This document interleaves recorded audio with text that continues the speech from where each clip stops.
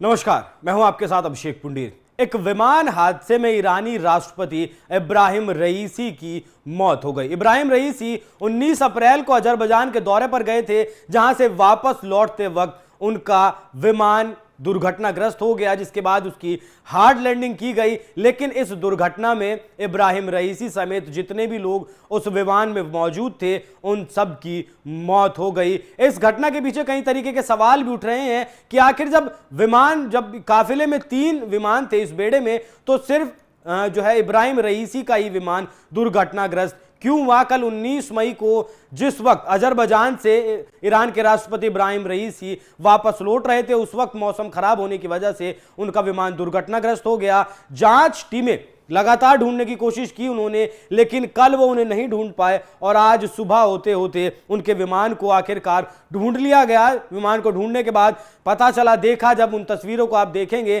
कि विमान पूरी तरीके से दुर्घटनाग्रस्त हो गई। ये वो जगह है जहां विमान की हार्ड लैंडिंग हुई और लैंडिंग के बाद ये विमान का हाल है, ये विमान की हालत है, जिसके बाद विमान में जितने भी लोग सवार थे उन सभी की मौत हो गई। लेकिन इस घटना के बाद, इस दुखद घटना के बाद, भारत के प्रधानमंत्री नरेंद्र मोदी ने भी ट्वीट कर अपनी संवेदनाएं जाहिर की हैं और ट्वीट कर प्रधानमंत्री मोदी ने कहा है, deeply saddened and shocked by the tragic demise of Dr. Sayyid Ibrahim Raisi, President of the Islamic Republic of Iran. His contribution to the strengthening India-Iran bilateral relationship will always be remembered. My heartfelt condolence to the family and the people of Iran. India stands with the Iran with time of sorrow. Hindi में आपको बता दूं, प्रधानमंत्री मोदी ने कहा, इस्लामी गणतंत्र Iran के राष्ट्रपति डॉक्टर सैयद इब्राहिम रईसी के दुखद निधन से गहरा दुख और सदमा लगा।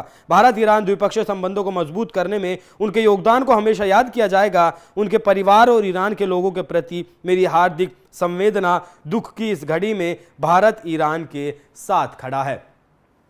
तो इस तरीके से प्रधानमंत्री मोदी के साथ साथ दुनिया भर से संवेदनाओं के संदेश ईरान के राष्ट्रपति के लिए भेजे जा रहे हैं। और आपको एक बार फिर बता दूं, कल एक बांध का जो है उद्घाटन करने के लिए ईरानी राष्ट्रपति इब्राहिम रईसी अजरबैजान गए थे, जहां उन्होंने एक बांध का जो है उद्घाटन किया। उस उद्घाटन समारोह के बाद इब्राहिम रईसी वापस अपने देश ईरान लौट रहे थे और ईरान वापस लौटते वक्त एक क्षेत्र है जुल्फा, वहां ईरानी राष्ट्रपति का जो विमान था वो दुर्घटनाग्रस्त हो गया। हालांकि जो विमान बाकी इनके बेड़े में थे, इनके काफिले में जो और 2 विमान थे, वो सुरक्षित वापस लौट आए और वो सुरक्षित उनकी लैंडिंग भी हुई। लेकिन राष्ट्रपति इब्राहिम रईसी का ही विमान दुर्घटनाग्रस्त हुआ है, जिसके पीछे कई तरीके के सवाल अब उठने लगे हैं कि आखिर राष्ट्रपति का ही विमान क्यों दुर्घटनाग्रस्त हुआ।